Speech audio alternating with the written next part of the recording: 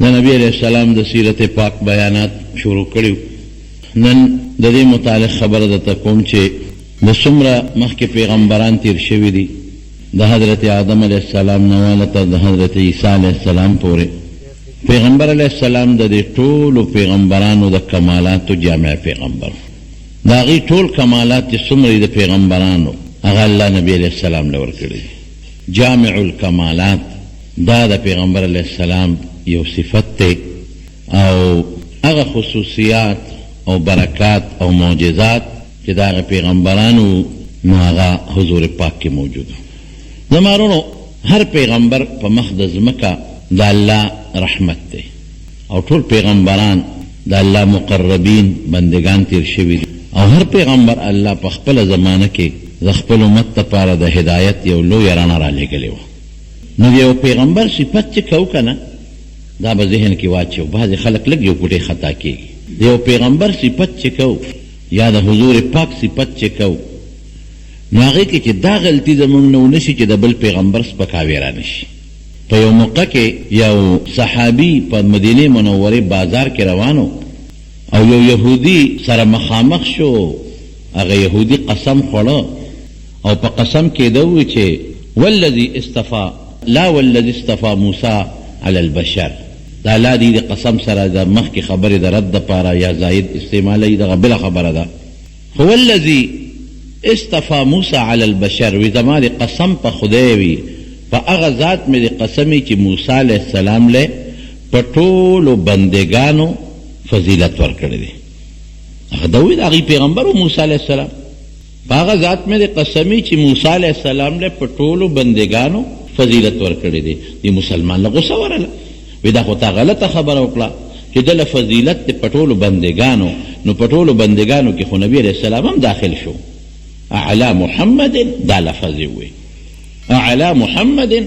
صلی الله علیه وسلم. آیا د موسی علیه السلام زمونږ په نبی علیه السلام هم فضیلت دی؟ ټولو بندګانو کې خو دیم راغی نو لاس یې اوچت که هغه یهودي له سپېله ورکړه په دا مخې ووه. دا زمونږ د پیغمبر سپکاوی وکړه. یهودي لاړ نبي علیه السلام ته شکایت وکړه چې ستا دې صحابي زه ووالم. حضور پاک هغه صحابي راوغوښته ولې دې ووهه؟ وی د الله رسوله بازار کې قسم خوړه او په قسم کې ده ووې چې زما د پاک ذات قسم یې چې موسی علیه په ټولو بندګانو فضیلت ورکړی دی. نو ما وی چې په ټولو بندګانو د موسی علیه السلام فضیلت شو نو بیا بعضې بندګانو خو نبي علیه السلام هم د الله بشر دی بنده دی نو په دم موسی علیه السلام غوره شو. نو ما له غوسه راله څپېړه مې ورکړه. اوس خبره د هغه صحابي ټیک وه. ولې ټیک وه؟ ځکه چې پیغمبر علیه السلام د ټولو پیغمبرانو سردار دی. ما تېره جمعه هم درته بیان کړی تفصیلي. سید الانبیاء والمرسلین دی د ټولو پیغمبرانو سردار دی. او تېره جمعه هم په دې درته بیان وکړو چې انا سید ولد آدم او الانبیاء آدم فمن سواه تحت لواء یوم القیامه. ټول پیغمبران به قیامت پر ورځ زما د جنډې لاندې ولاړي. ټیک خبره وه. ورفع بعضهم فوق بعض درجات. بعض پیغمبرانو له الله د بعضو نه لویه مرتبه ورکړې ده. تلک الرسل فضلنا بعضهم على بعض. بعض پیغمبران الله د بعضو نه مرتبه کې اوچت پیدا کړي دي. مسلمان خبره ټیک وه لیکن بیا هم نبی علیه السلام هغه مسلمان صحابي ته غوسه وکړه بې بد دې کړي دي. لا تخیروني من بین الانبیاء. وی پام کوئ داسې ونه کې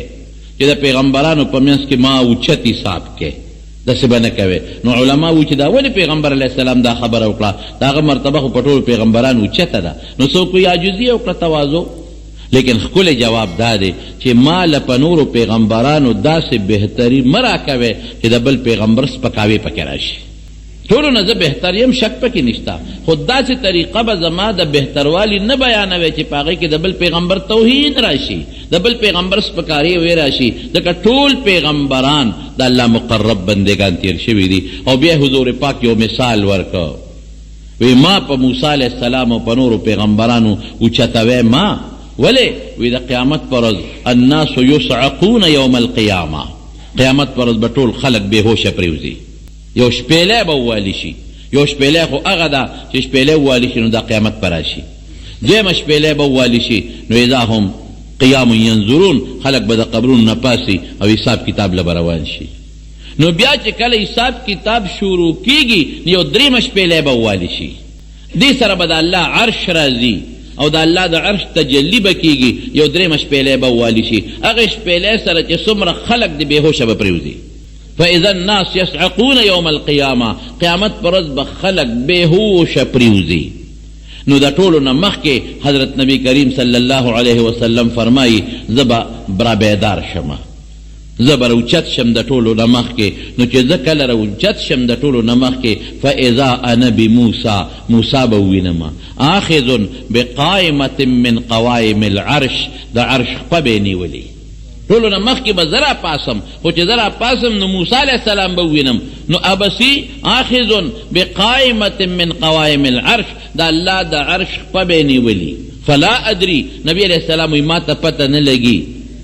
پس خبره چې زمانه مخکې بیدار شوی دی افاق قبلی مانه مخکې بیدار شوی دی ام جوزیا بصعقة الطور یا کوه تور کې دی بېهوشه شوی و الله ته وی رب ارنی انظر الیک خدای ما ته ځان وښایه تا وینم ما ته ځان وښایه تا وینم الله ورته لن ترانی ما نشي لیدلی بیا وی الله ما ته ځان وښایه تا وینم وی لن ترانی ما نشي لیدلی چې د بار بار درخواست وکړه الله وی ولکن انظر الی الجبل دې غر ته وګوره دته ځان خیمه یو جلک ورته خیمه فان استقر مکانه فسوف ترانی که دا غر ټینګ شو نو ته به مې ووینې که غر ټینګ نشو نو ته مې هم نشي لیدلی فلما تجلی ربه للجبل چې الله غر ته معمولي غوندې یو خپله تجلی وکړه جعله دکا نو هغه غر ټوټې ټوټې شو داسې ټوټې ټوټې شو چې بعضې مفسرینو لیکلی دي وی دا په مکه مکرمه کې چې کوم جبل نور دی ډېر لوی غر دی وی دا د هغې یو ټوکړه ده چې دلته پرېوته ټوټې ټوټې شو غر وخر موسی صعقا موسی علیه السلام بېهوشه پرېوته نو نبی علیہ السلام فرمایي چې زه کله بیدار شم نو موسی علیہ السلام به زمانه مخکې د الله د عرش خپه نیولي نو اوس پته نه لګي چې ما دیم بېهوشه شوی او ما نه مخکې بیدار شوی دی او کنه الله د دې بېهوشۍ نه دی مستثنا کړی دی دا بېهوشي پې الله نه ده نوستی د هغې بېهوشۍ په بدله کې چې په کوه طور کې په ده کومه بېهوشي راغلی وه هلته بېهوشه و نو دلته پې الله بېهوشي رانوسه زړه یې ورته کلک که وی ګوره که نه موسی علیه السلام ما نه مخکې به د الله د عرش په نیولي نو ما ولې غوره کوې ما ته ولې وایې موسی علیه السلام داسې دی او فلان داسې دی داسې دی نو د دې حدیث ته زموږ علما معلوموي چې واقعي د حضور پاک مرتبه خو په ټولو پیغمبرانو اوچته ده دې کې خو شک او شبهه نشته پیغمبرانو کې ما ته آیتونه د قرآن شریف په درجې شته خو لیکن ته به په داسې طریقه د پیغمبر علیه السلام شان نه بیانې په داسې طریقه به د پیغمبر علیه السلام فضیلت نه بیانې چې د بل پیغمبر سپکاوی پکې وشي ټول انبیا د الله مقربین دي د الله هدایت ستوري دي خو زه به دې ځای کې یو خبره درته وکړمه دا چې د ټولو پیغمبرانو کمالات الله په حضور پاک کې جمع کړي دي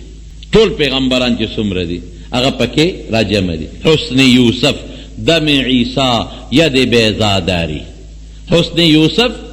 دم عیسی ید بیضاداری آنچه خوبا همه تنها اچ خوبا همه دارن تو تنها داری وی د عیسی علیه السلام په دم به مړي جمده کېدل هغه معجزه ستام شته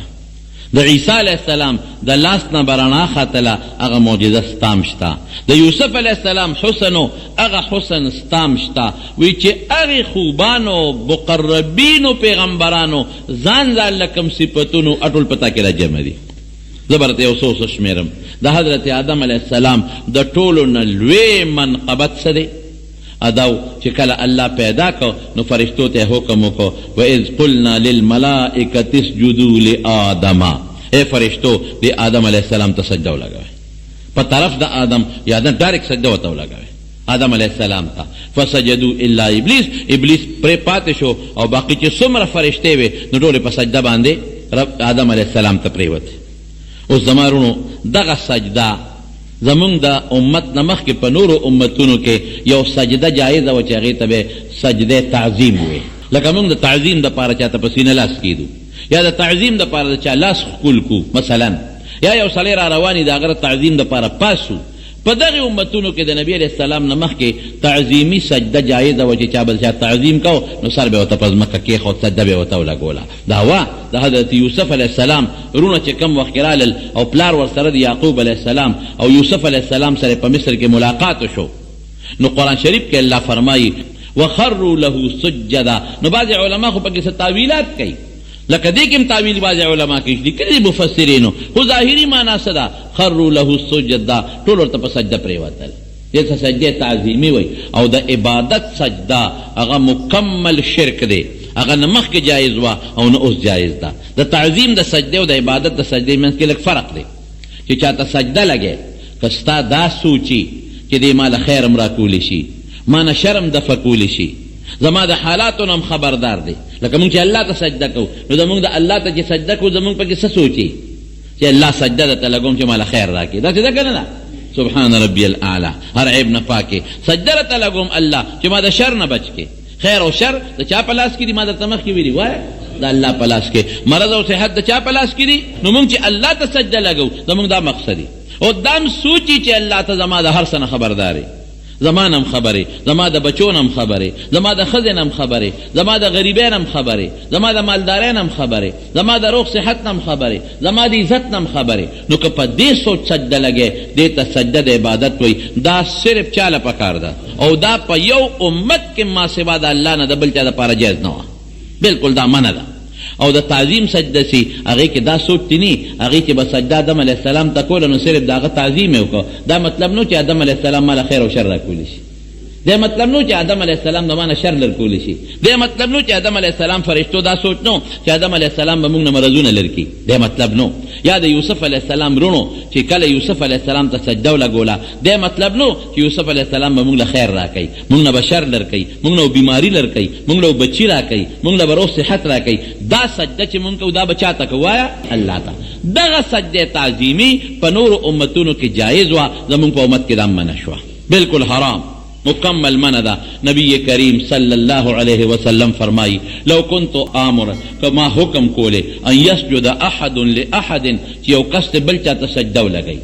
کدا اډر می کولے چې یو کس بل چاته سجده ولګي، لامرت النساء ان یسجدن لبعولتهن، نو ما به ښځو ته دا حکم کړو چې خپلو خاوندانو ته سجده ولګوي. ولې د ښځه د خاوند تعظیم پکار دی چې وکړي او په ښځې د خاوند حق هم شته. نو که دا به حکم کولی چې بل چاته غیر الله ته د الله نه ما سوا بل چاته سجده ولګوي، نو ما به ښځو ته حکم کړو چې خپلو خاوندانو ته سجده ولګوي. لیکن د الله نه ما سوا سجده منع ده، منع. نو د عبادت سجده که اوس هم کې د الله نه ما سوا بل چاته نو شرک او کفر دی. پوه شو په دې خبره؟ عبادت سجده خود پیژندله کنه. او که د عبادت نه علاوه اصل تعظیم لپاره سر ایک دی په ځمکه د الله نه ما سوا بل چاته، نو حرام، ډېره لویه ګناه ده او ګناه کبیره ده، خطرناکه ګناه ده. خیر آدم علیه السلام ته فرشتو ته الله حکم وکړو دغې ته سجده تعظیمي وایي چې تاسو آدم علیه السلام ته سجده ولګوئ. نو دا د آدم علیه السلام لوی برکت شو که نه شو؟ وایه هلکه دې نه لوی کمال بل شته نه. ولې فرشتو ته وایي سجده ورته ولګوئ او ټولې فرشتې په سجده ورته پرېوتې. د دې مقابل کې د نبي علیه السلام کمال ته ګوروس. اللہ قرآن شریف کے فرمائی ان اللہ وملائکتہ یصلون علی النبی، اللہ وی چې زه پخپله په پیغمبر علیه السلام درود ویم، زما فرشتیم په نبی علیه السلام درود شریف وی. او اے د ایمان خاوندانو تاسو په پیغمبر علیه السلام درود او سلام وایه، تاسو پې وایه. ګوره دا د الله حکم شو. فرق څه شو؟ هغه سجده هغه تعظیمو د آدم علیه السلام هغه صرف فرشتو کړی دی. او درود شریف یوازې فرشتو ته اډر نه دی، چا ته اډر دی؟ وایه فرشتو تم دی، امون تم دی، او تر قیامت پورې انسانیت ته دی.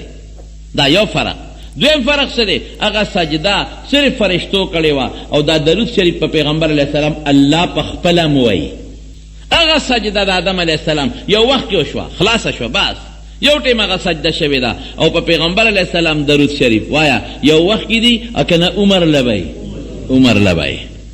دا برکات شو، دا د هغې یو جلک شو. د آدم علیه السلام د تعظیم یو جلک دلته راغی. هغه سجده د تعظیم د لویه د آدم علیه السلام د اظهار و چې دا یو لوی سړی دی ځکه فرشتې ورته سجدې کوي. نو دلته الله د نبي علیه السلام د لویوالي ذکر هم وکړو چې دا هم ډېر لوی عظیم شخصیت دی او دو عظمت یې دې نه معلوم کې چې زه پې خپله درود شریف ویم. د الله درود شریف څه دی؟ رحمتونه نازلول. ګوره یو وخت نه همیشه رحمتونه نازلول. او زما فرشتیم دا دعاګانې کوي چې الله رحمتونه پې نازل کا. دې نه پته ولګېدله چې د اسمان چې څنګه موږ دلته درود شریف وایو د دې نه دا معلومه شوه نو په اسمانونو کې فرشتې په ځمکو کې فرشتې په دې اونو بوټو کې چې څومره فرشتې دي دی هم په پیغمبر علیه السلام درود شریف وایي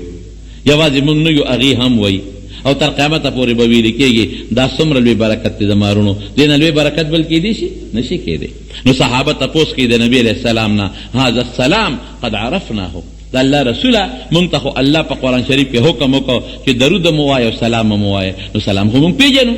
هغه څنګه دی چې درته مخامخ شو نو مونږ ووایو چې السلام علیک یا رسول الله صحابه به رالل داسې مخامخ به ودرېدل نو سلام به یې واچ هذا السلام قد عرفناه خو مونږ پیژنو په یو بل هم سلام اچو په تا هم سلام اچو دا خو مونږ ته معلوم دی دا خو زمونږ په معاشره کې مشهور شی دی فکیف الصلاة علیک درود شریف به در باندې څنګه وایو صلات دا تپوس د درود ځکه کوي چې صلات په لغت کې دعا ته وایي مونږ ته چلو خایا او د صلات نور هم ډېرې معنی دي سلام خو اسانو پېژندی چې خلک یو بل ته سلام کوي کیف الصلاة علیک په دې درود شریف مو پوهېږه چې دا صلات څه ته وایي دا درود څه ته وایي د دې معنا خو دعا هم ده او د دې معنا خو معانی خو نور هم ډېر شته دی نو نبی علیہ السلام ورته وفرمایل وی چې په ما درود شریف داسې وایه اللهم صل علی محمد وعلى آل محمد كما صليت على إبراهيم وعلى آل إبراهيم إنك حميد مجيد یو دای وتوخو بل ځای کې ورته داسې ښولی دی اللهم بارک علی محمد وعلى آل محمد كما باركت على إبراهيم وعلى آل إبراهيم إنك حميد مجيد بل ځای کې ورته داسې ښولی دی اللهم صل على محمد وعلى آل محمد كما باركت على إبراهيم في العالمين داسې نور قسم درود شریف نبی علیہ السلام صحابو ته په مختلفو اوقاتو کې ښودلی دي زمارونو درود شریف هغه عبادت دی هغه عبادت چې الله فرشتو ته حکم وکړه چې وایه به الله د چې عبادت نه کوي د الله د درود شریف د مراد رحمتونه رالیږل دي سوال چې کې هغې ته عبادت وایي نو سوال فرشتیم کوي او سوال مونږ هم کوو الله خو چانه سوال نه کوي چې هغې ته مونږ عبادت ووایو نو الله په خپل رحمتونه په نبي علیه السلام همیشه راماندي او رالیږي او دا چې کله امت په پیغمبر علیه السلام درود شریف وایي د پیغمبر علیه السلام دپاره هم برکت دی او د امت دپاره هم برکت دی او فرشتیم پې درود شریف وایي نو تاسو ته هم دا درخواست دی چې درود شریف لږ زیات وایه په نبي علیه السلام ښه څومره چې مو وس کېږي نو په حضور پاک درود شریف وایه اوس بعض خلک سوال کوي چې د درود شریف فایده څه ده مونږ چې دا وایو چې یا الله په نبی علیه السلام درود رحمت راولېږي نو که مونږ وایو که نه الله پې رحمتونه رالیږي نو څه فایده شوه د دې زما په دې وړه خوله به څو شي که زه ډېر ووایم چې الله ته پې درود شریف راولېږي ته پې رحمت راولېږي نو د دې څه فایده ده نو علما جوابونه ګڼ کوي خو ستاسو د پوهې دپاره اسان جواب درته وایم ډېر اسان جواب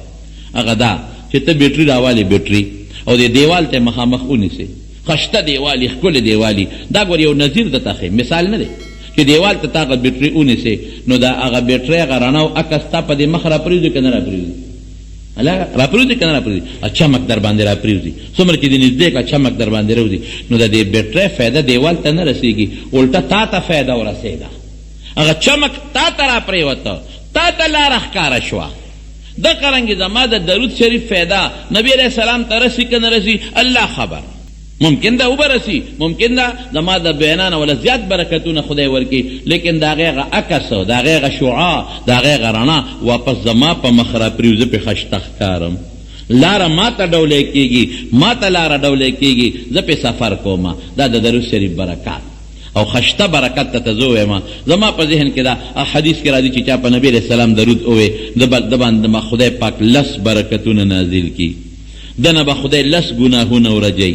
دله به الله لس نیکۍ ولیکي یو وخت نبی علیه السلام مبارک خپه او پریشان ناستو حضرت جبریل علیه السلام راغی نبی علیه السلام ته وایي د الله رسوله خپه پریشان نبی علیه السلام او وی زه خو الله یو خبرې له راولېږلم ورشه پیغمبر علیه السلام ته ده ووایه چې څوک پتا یو ځل درود شریف ووایي د ده نه به د لس ګناهونه ختم کړم لس به وله نیکۍ ولیکم لس به پې برکتونه نازل کړم رضیته اوس خوشحاله شوې که اوس هم نه خوشحاله نبی علیه السلام وفرمایل رضیتو اوس خوشحاله شم دې برکت دی د درود شریف لیکن د ټولو نه ښکلې برکت څه دی زما په ذهن کې هم راځي هغه دا دی حدیث پاک کې راځي نبی علیه السلام فرمایي من صلى علي عند قبري سمعته څوک چې زما د قبر خوا کې په ما درود وایي هلته مخامخ چې ودرېږي وي الصلاة والسلام علیک یا رسول الله. او لکه بدار اولی چې دا صلوات او سلام ما په پیغمبر علیه السلام اوې زما دا صلوات او سلام نبی علیه السلام اوري مخامخ به ورته وې الصلاة والسلام علیک یا رسول الله، الصلاة والسلام علیک یا حبیب الله، الصلاة والسلام علیک یا صفی الله، الصلاة والسلام علیک یا خیر خلق الله. دا درود شریف الته کې وایا. او چې دلته کې وې په پاکستان کې په افغانستان کې یو ځای بل دی نو نبی علیہ السلام فرمایي ومن صلى علی نائیا دی لرې د زمانه او په ما درود وی ابلغته هغه ما ته رسول کیږي د فرشتو په ذریعه. ولی حدیث کې راځي من صلى ان لله ملائکة سیاحین فی الارض. دا الله فرشتي دی په مقدس مکه چکرې لګي. د فرشتو مختلفې ډیوټي دي.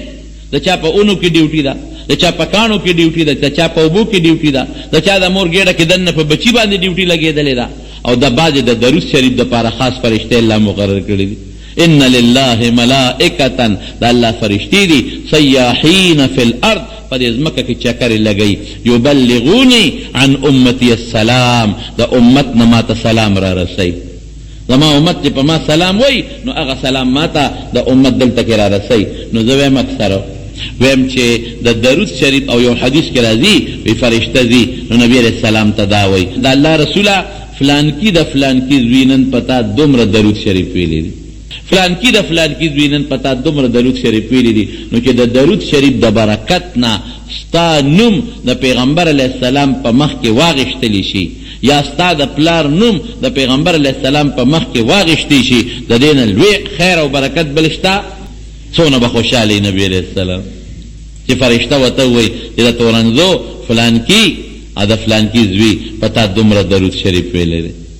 ابه څونه خوشحاله شي. او ګوره ورسره خوا کې حضرت ابوبکر صدیق هم دی، ورسره خوا کې حضرت عمر فاروق دی، یاران دي، هغوی به څومره خوشحاله شي. ممکن ده چې هغوی دعا مو کړي چې الله رسوله د خو په تا ډېر درود ویلی دی او دله به سفارش هم کوې او د باندې د خدای رحم وکړي. ممکن ده انسان دی، ممکن ده چې داسې وویلي. نو دا د درود شریف برکات دی رونو. نو درود شریف په پیغمبر علیه السلام ډېر وایه، ها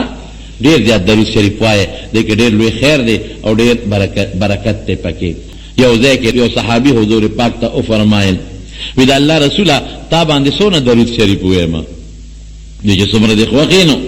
وی داسې به وکړمه چې نیم وخت به زه ځان له دعاګانې غواړم چې سړی فارغ شي دعا غواړي نو نیم وخت به ځان له دعاګانې غواړم او نیم وخت به تا باندې درود شریف ویم. وی ډېره ښه ده فان زدت فهو خیر. وی که دې نه دې زیات که نو بهتره به وی ښه دوه حصې ټیم به تا له درود شریف ویم، یوه حصه کې به زه ځان له دعا غواړم. وی ډېره ښه ده فان زدت فهو خیر، که دې نه دې زیات که نو ښه وی. وی ښه ده الله رسوله د دې نه زیات به م تاله ویم او لږ ساعت به ځان له دعا غواړم نو. وی ډېره ښه ده خو که دې نه دې زیات که نو ښه وی. صحابي څه وی وی د الله رسوله بس تا ته پتا به درود شریف ویم ځان لاړو دعا نه غواړم،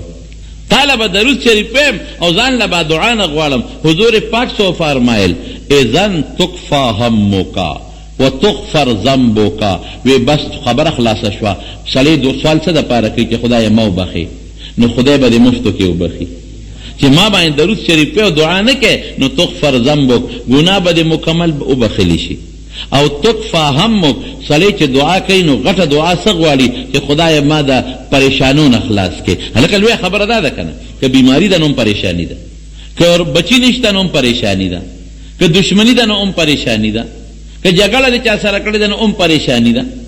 او که پیسه د سره نشته نو هم پریشاني ده، که روزګار د سره نشته نو بیا پریشاني ده، که نوکري د چا نشته نو بیا پریشاني ده، که کور کې جګړې دي نو بیا پریشاني ده، که زامنو سره جګړې دي نو بیا پریشاني ده. خو هر شي کې پریشاني ده که نه. نو اذن تکفا همک، پریشانۍ به دې ټولې ختمې شي. زاړو د یو درود شریف برکت دقه شو، پریشانۍ به دې ټولې ختمې شي. الله ته پریشانۍ ستا معلومې دي، که مالی دي، که بدني دي، که د کور دي، که بار دي، که د اولاد دي، او که هر څه دي، او ګناه به دې وبخلی شي. دا د درود شریف برکت شو. او بعضې خلکو یو خبره مشوره کړې ده، وی درود شریف یې په ولاړه به نه وی او کدی وینو دا چل بر باندې وشي او قبله ته به مخي او قبل خو دې مخ کړي ګوري دا چل بدر دا د درود شریف دشمنان دي او بیا دا سبنه او کدی او انده چل بدر باندې وشي. نو غریب په لکه سوچ کوي چې واقعي په پلان کې دا چل شوی دی نو په ولاړه درود شریف وی دی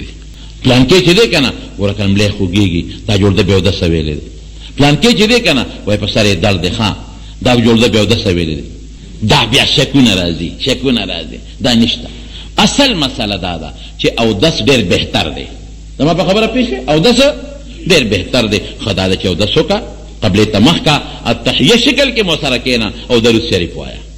څومره چې د آدابو خیال ساتي په دې آدابو دا شی نورم خشته کېږي لکه تا مټۍ واغېشتل او په عام پلاستیک ګوتۍ کې دې راوړل او په مبارکۍ کې دې بشیر جان له یوړل چې دا مبارک دې شه بشیر جانه دا مټۍ والا بشیره داسې خو په دې خوشحالېږي که نه نو هسې دې ولا پلاستیک ګوتۍ کې مټۍ واغېشتل چې بشیر جانه دا دې مبارکي شوه والا او یو دا دی چې هغه مټۍ ولا په ښکلې ډبي کې بنده کې اشکری کې پلاستیک پې د پاسه چړو کې ګلونه پکې دی نو که د هغې نه کمه مې اودله دې راوړه دې به پې ډېره خوشحاله شي نو دا قرانګې که درود شریف اودس ته وکړو قبلې ته دې مخ کړې او تحیه شکل کې هم کېناستې او شپه هم د جمعې وي مثلا نو ډېر لوی مزېدار ګفت ته جوړ شو څه ته جوړ شو ګفت الله به پې ډېر خوشحاله شي لیکن بې اودسه هم وی نو ویلی شي که په ولاړه مې نو وایه په چا څوک به اودس کولی شي څوک به نه شي کولی څوک به وایي به چې وروره زه درود ډېر وایم نو دونه زه په جومات کې کېناستی کم ځای شم قبلې ته مخ کولی کم ځای شم نو چې څومره درود شریف وی د خدای قرآن بې اودس هم ویلی شي په اودس کې هم ویلی شي درود شریف هم دغسې دي د خدای قرآن په ولاړ هم ویلی شي او په ناسته هم ویلی شي قبلې ته دې مخې هم ویلی شي او که قبلې ته دې شام به ویلی شي دغه رنګې ذکر او درود شریف هر وخت کې وایه ښه هر وخت درود شریف وایه نو دا د پیغمبر علیه السلام د حضرت آدم علیه السلام لوی کمال الله په حضور پاک کې را جمع کړ دا یو دویم ته ویې لکه آدم علیه السلام له خو الله دا کمال ورکړی چې جنت کې ژوند تېر کړی دی هغه جنت کې اوسېدلی دی نو پیغمبر علیه السلام لم الله دا حیثیت ورکړی دی د معراج په شپه الله کم خوا رسولی دی جنتونو ته ډېر مزېدار نو ما تپوس وکړو لمن هیه دا د چا دی دا بلډینګ وی دا ستا د یو امتی دی ما وی چې زما امتی څوک دی وی عمر نوم دی د عمر فاروق دپاره دا محل جوړ شوی دی وی عمره وی اړه کې مې رالل چې زه ورننوځم او ستا دا محل وګورم خو ته ډېر غیرتي ستا غیرت را مخکې شو نو وردننه نه شوم چې هسې نه سبا پړه کې دې سرانی شي چې ته زما محل ته زما د اجازت نه بغیر ولې وردننه شوې فذکرت غیرتک حدیث بخاری کې راځي ستا غیرت را مخکې شو نو وردننه نه شوم نو حضرت عمر وجړل ډېر یې وجړل ابک اغارو یا رسول الله د الله رسوله زه به په تا غیرت کوم په بل چا هم نه نو په تا چې ته وردننه شوې خو د ما دپاره فخر دی او بلال پورې به ټوقې کولې خندل وی بلال ستا د جنت ښځه مې هم لیدلی دی او ستا د جنت کور مې هم لیدلی دی څنګه یو ډېر خشته محل و مخکې یو خشته ښکلې وله بېدله او یو جینۍ ناسته او یو هوره هغې چې به په مخ باندې لپه واچوله نو هغه لپه به د ملغلرو په شکل کې او د یاقوتو په شکل کې ترې لاندې پرېوته دومره ښکلې وه نو ما تپوس وکړی جبریل علیه السلام نه دا محل د چا دی دا ښځه څوک ته وی په خپله کې تپوس وکړه نو خوب کې سړی مکلف نی ښځونه هم تپوس کولی شي دا منامي معراج دی او که یقظتن د ویښې معراج شي نو په جنت کې څوک مکلف نه دی بیا جنت کې د ښځې نه هم تپوس کیدی شي دواړه دي یا منامي یا یقظتن تپوس ته کوي وی تپوس ته وکړه او جبریل علیه السلام چې بس خبره نبی علیه السلام ته کوله نو د الله له طرف نه به یې کوله نو نبی علیه السلام ته تپوس وکړو ته څوک یې دا محل د چا دی وی دا ستا یو امتي دی بلال یې نوم دی دا د هغه محل دی وی ته څوک یې وی زه د هغه په انتظار شپې ورځې اړوم راړوم نو جنت خدای پاک نبی علیه السلام ته ښودلی دی دننه وردننه شوی دی د هغې د په ویښ هم وردننه شوی دی نبی علیه السلام د هغې د اوبو صفتونه یې مونږ ته کړي دي د هغې د خټې صفتونه یې مونږ ته کړي دي د هغې د یاقوت و مرجان صفتونه یې مونږ ته کړي دي د هغې د محلونو صفتونه یې مونږ ته کړي دي دا د آدم علیه السلام کمال او الله تعالی دا کمال حضور پاک مبارک له هم ورکړی دی را به شو ورپسې حضرت نوح علیه السلام ته د نوح علیه السلام څه کمالو د نوح علیه السلام دا کمالاتو چې الله تعالی د هغه په یوه دعا باندې ټول کافران چې څومره هغه هلاک کړل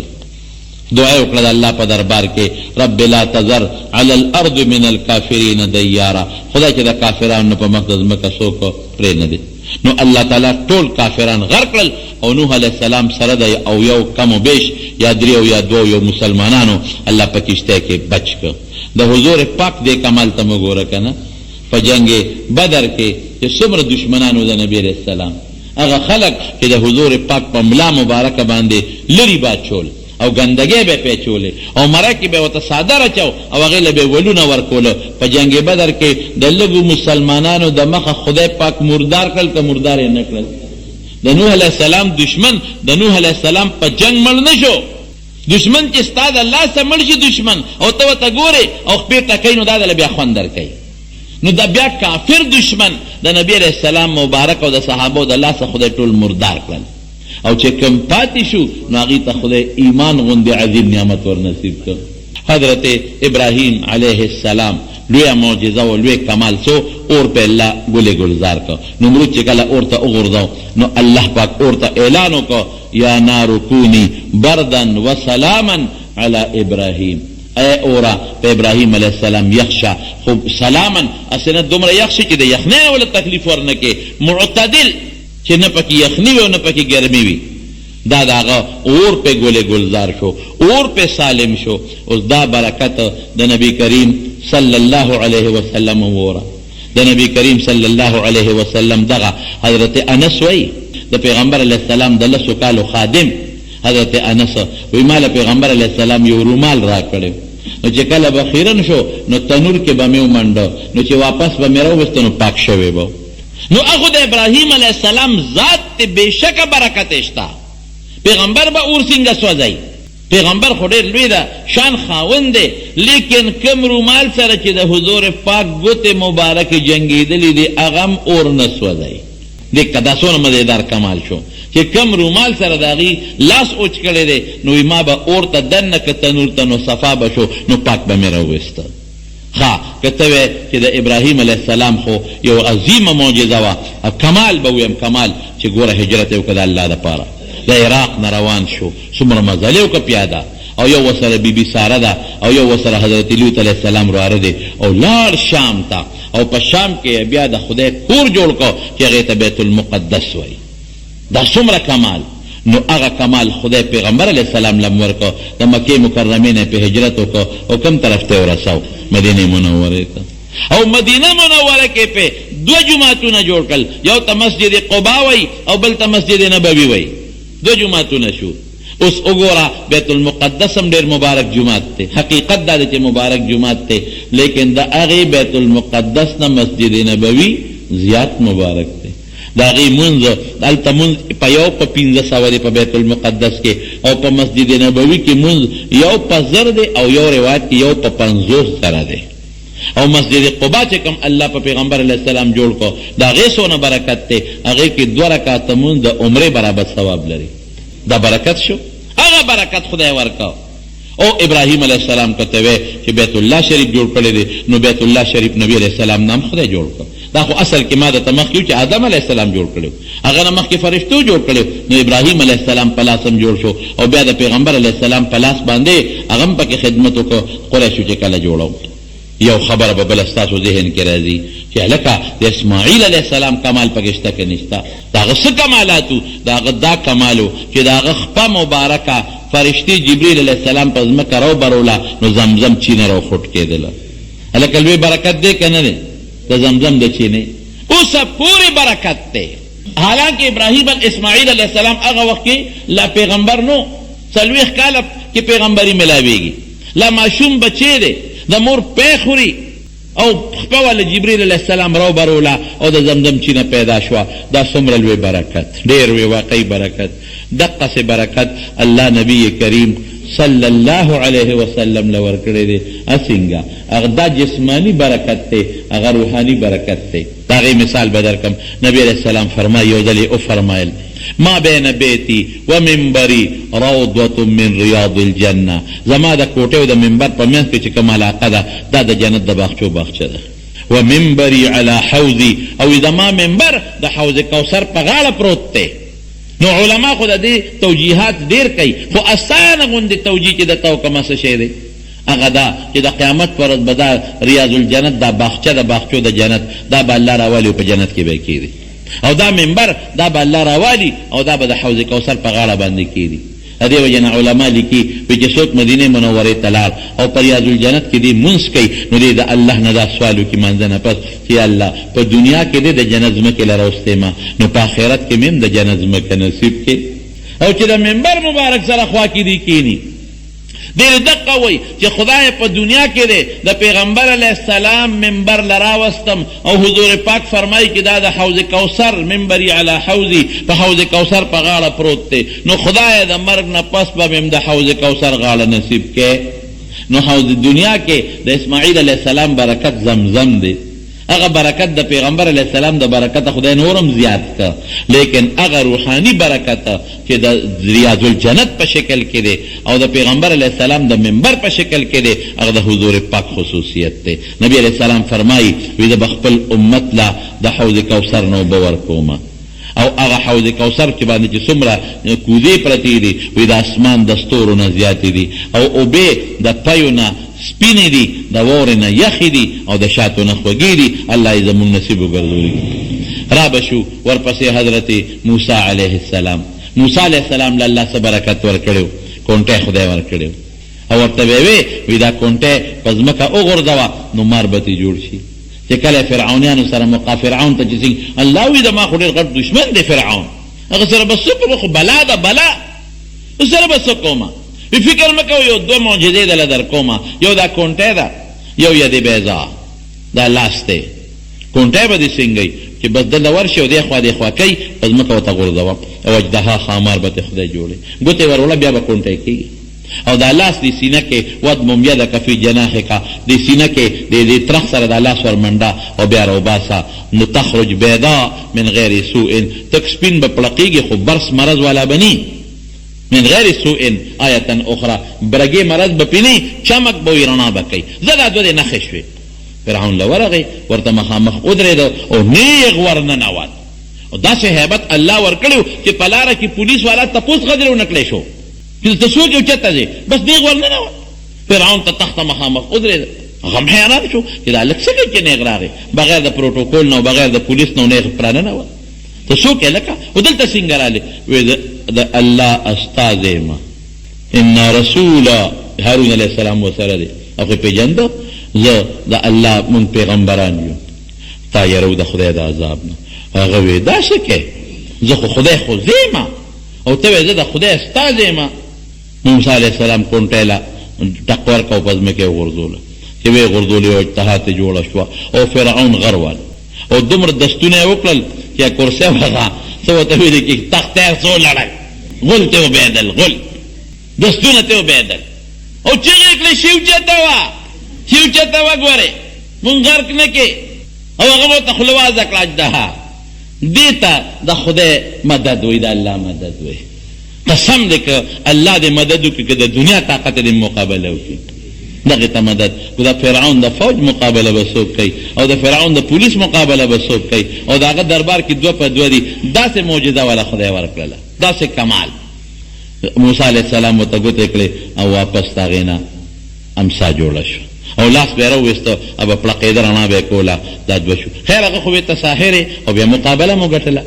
لیکن دې نه څه معلومه شوه چې امسا د لرګي هغې نه جمدې شی جوړېږي مار او لاس پړقېږي اوس د حضور پاک د معجزې ته مو ګوره نبی علیہ السلام مبارک به تقریر کو نو د یو ستن و د کجورې هغې ته به یې ډډه والی وه نو یو ښځه راله نبی علیہ السلام ته یې وی زما یو غلام دی ترکان دی نو که دې خوښی نو چې تاله یو منبر پې جوړ کم نبی علیہ السلام ورته بالکل جوړ کا نو د غز د لرګي نه احد سره خوا کې یا بقي کې هم دا و دا غزونه احد سره خوا کې هم ځنګل کې و نو هغه کې د غز د لرګي نه ولا منبر جوړ کړ درې پوړې وې درې پیغمبر علیه السلام په پرېبره په درې پوړې باندې کېناسته ده نو درې پوړې وې داغه حضرت عثمان رضی الله عنه او حضرت ابوبکر بیا د نبی علیه السلام د احترام د وجنه په دویمه پوړې کېناسته ده او حضرت عمر فاروق رضی الله عنه په درې پوړې کېناسته هغه ویل زه خو ابوبکر په پوړې نه کېنم او د حضور پاک په نه کېنم په درې مبه کېناسته ده چې د حضرت عثمان زمانه رااله هغه لومبه پوړې ته وخته یو سړی وی په خدای پاک د عثمان سره خو کی چې دی لومبه ته وخته یعنی کدی نورم لاندې کېده په مون خطیبان اوس په کویانو کې ناستو یو بدبل نه لاندې کېده بدبل نه لاندې کېده هغه منبر نبی علیہ السلام له جوړ کړ چې جوړې کا د ستنې د خوا نه راغې د اول به حضور پاک دغسې ناستو خبرې به یې کولې ځکه صحابه کم یو څو کسان رو زیاتېدل نو بیا په ولاړه تقریر کاوه نو بیا چې منبر جوړ شو منبر کېناسته نو هغه ستنه په جړا شوه حدیث شریف کې راځي او داسې وجړل داسې جړا لکه لنګه اوښه چې بچي پسې جاړي یاره دا ما لیدلی دي تاسو ته پته نشته غوا چغې وی چې بچی ته یې خوا کې میخه په بچي پسې چغې وی چیلی ورپسې چغې وی خو چې د اوښې نه د بچې اخوا که یاره ما په خپله یو ځای ته مونږ تلي یو هلک ته مې هلته اوښانو په مدینې شریفې سره خوا کې یو علاقې ته هلکه مې داسې یو مسله د دین درته دغه کوم مې ته را بچی اخوا که د دې اوښې نه د ګېټه لرې که نو هغه ما ته هغه وی ورته ولېږه وی دې کې مختلفې اوښانې وي داسې جړی ورپسې شروع کړه لکه د زنانه په شان جړه او سترګو نه اوښکې روانې شوې نو هغې ستنې داسې وجړل لکه لنګه اوښه چې بچي پسې جاړي نو حضور پاک زر ورغې لاسې پرې راخ کړه او خصائص کبرا کې بیا سیوطي صاحب لیکلی دی چې نبي علیه السلام دې تپوس وکړه ورته وی ما پسې دې وجړل وي او وی وایه څه غواړې دوه خبرې دي اوس یا د الله نه سوال کوم چې الله دې دلته زرغونه کړي او میوه ونیسي او خلک دې میوې خوري زرغونتیا ده ستنې خو جون شو که نه او که دې دا خوښوي چې د الله نه سوال وکړم نو الله به دې جنت ته بوځي نو په جنت کې به جنتیان میوې خوري نو هغه ستنه مخیاره وه وی د الله رسوله دویمه خبره مې خوښه ده نو نبی علیه السلام وفرمایل وی دا ستن به الله د قیامت پر جنت ته بوځي او په جنت کې به الله زرغونه کړي او جنتیان به میوې خوري ګوره که د موسی علیه السلام کمال معجزه هغه عظیمه ده ګورې ما درته مخکې وې چې موږ به د نورو پیغمبرانو سپکاوي نه کوو د خدای انبیا دي هم عظیمه معجزه وه د فرعون نه په لویه مقابله ګټلې ده خو هغه هم لرګي نه مار جوړ شو دا د لرګي نه د اوښې شکل او بیا د شکل خو نه خو د اوښې په شانتې جړه او د انسان په شان خبرې لرګي شروع کړې دا هم هغه کمال شو او د لاس دغه برېښنا یو صحابي دی طفیل ابن عمرو دوسي رضی الله عنه نبی علیه السلام ورته وی زه خپل قوم ته او خپل قوم ته تبلیغ وکړه وی د الله رسوله زما قوم خو یمن دی هغوی خو دلیل غواړي وی څه دلیل وی نښه غواړي وی ښه یو نښه دله زه در کوم وی څه نښه ده وی که هغوی دنه نښه غوښته نو پرې تندي باندې لاس راکاږه نو تندي نه به دې رڼا خیږي او چې کله بیا ختمه نو دوباره پې لاس راکاږه رڼا به بندېږي طفیل ابن عمرو دوسي رضی الله تعالی عنه لال قوم ته نصیحت شروع کړه قوم ورته وی نښه دې څه ده په تندي لاس راخ کړه داسې رڼا ته تله چې ټوله دنیا روښانه کړه هغه مخامخ ځمکې روښانه کړه او بیا به پې لاس راخ کړه رڼا به ختمه شوه نو هغه برکت چې د موسی علیه السلام په لاس کې واقعي لوی برکت دی هغه د نبي علیه السلام د معجزې په توګه رب العالمین حضرت طفیل ابن عمرو دوسي رضی الله عنه له هم ورکړی دي دا کمالات حضرت عیسی علیه السلام متعلق ته یو خبره کوم عیسی علیه السلام چې دی نو هغه له خدای څخه معجزه ورکړې وه د هغه به مړي باندې به چف نارې کړې او جمدې به شو مړي ته قرآن شریف کې الله فرمایي ويحيي الموتى باذن الله یا احيي الموتى باذن الله مړي ته به قم باذن الله د خدای په حکم پاسه نو پابسید یو بیبي راله ام محجن رضی الله تعالی عنها زوی مړ شو یو زوی ونو پیغمبر علیه السلام ته راله او ډېره زیاته خفه وه وی د الله رسوله زما دغه یو زوی دی نیازبین او مړ دی مهرباني وکړه خدای ته سوال وکړه چې الله واپس جمدېږي نیک بخت داسې وی الله کولی شي واپس جم دی کولی خو ته به مرې او موږ به نصیحت یې ورته وکړو هغه همغسې جالي او ډېره زیاته فریادي ده نه ماله به د الله نه سوال کوې چې زما دا زوی خدای جمدي کړي ولې عیسی علیه السلام به د خدای نه سوال نه کو څه دلیلونه یې مو ته شروع کړل قرآن کې نه دي څه وی زوی د کوم ځای دی وی کور کټ کې پروت دی لا مې نه دی ښخ کړی وی زه چې ځو چې څنګه لاړ پیغمبر علیه السلام یې د زوی کټ ته ودرېد او مقه الفاظ یې ورته ووی قم باذن الله زوی یې په خپله د ځان نه څادر لرې که او کېناست په کټ کې او راپاڅېد دا معجزه شوه د حضور پاک او ګوره عیسی علیه السلام به د الله په حکم مړي جمدي کړل بیا به واپس مړه شو او دا هلک د دې ام محجن دا زوی دی چې واپس جمدی شو خدای وله ډېر لوی عمر ورکړ د حضرت ابوبکر زمانه کې مو رضی الله عنه د حضرت عمر رضی الله عنه زمانه کې مو د حضرت عثمان رضی الله عنه زمانه کې بیا په یو جهاد کې شهید شو دا کمال زه به تاسو ته خلاصه د خبرې ده ویم